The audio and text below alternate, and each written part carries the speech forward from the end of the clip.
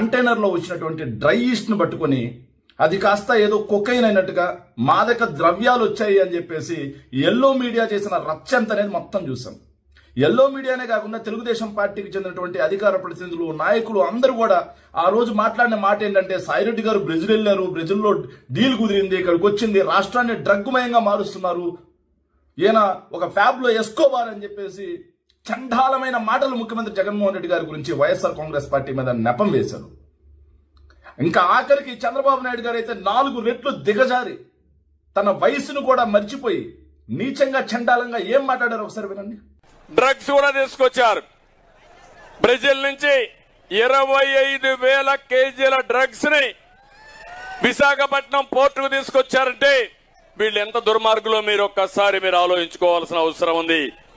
అందుకే నేను ఒకటే చెప్తున్నాను, మన రాష్ట్రంలో ఉండే యువతకు విజ్ఞప్తి చేస్తున్నా, మళ్లీ మీ భవిష్యత్తుకు భరోసా ఇచ్చే బాధ్యత నాది. రేపు ఎన్నికల్లో వైఎస్ఆర్ కాంగ్రెస్ పార్టీని చిత్తుగా ఓడించి ప్రజలకు వాస్తవాలు చెప్పాల్సిన బాధ్యత మీది.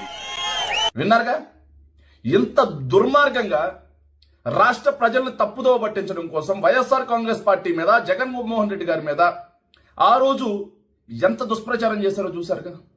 మరి నేడు పార్లమెంట్ సాక్షిగా క్వశ్చన్ అవర్ లో అడిగిన ప్రశ్నకి సమాధానం ఏమొచ్చింది? అది పూర్తిగా డ్రై ఈస్టే, అందులో 1 గ్రాము కూడా కొకైన్ లేదు. సో అది అసలు కేసే కాదు, కేసును కూడా దర్యాప్తును కూడా ఆపేశాం అని చెప్పి భారతదేశ పార్లమెంటే ఈరోజు తీర్పిచ్చింది కదా. మరి మాటి మాటికి ఈ రోజు కూడా ఫ్యాబ్ లో ఎస్కోబార్ అని మాట్లాడే ఈ ముఖ్యమంత్రి క్షమాపణ చెప్తాడా లేదా రాష్ట్ర ప్రజలకి, జగన్మోహన్ రెడ్డి గారికి?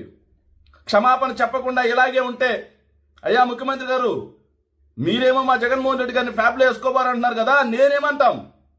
మరి గోబెల్స్ కి తాత అని వచ్చా మిమ్మల్ని, గోబెల్స్ కి ముత్తాత అని వచ్చా మిమ్మల్ని, తప్పుడు ప్రచారానికి ఆద్యుడు అని వచ్చా మిమ్మల్ని.